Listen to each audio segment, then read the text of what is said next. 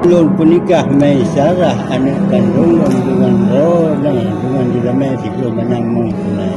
Ulun terima nikah Mai Sarah anak kandung Rona ke ulun dengan jelamai sebelum menyambung tunai.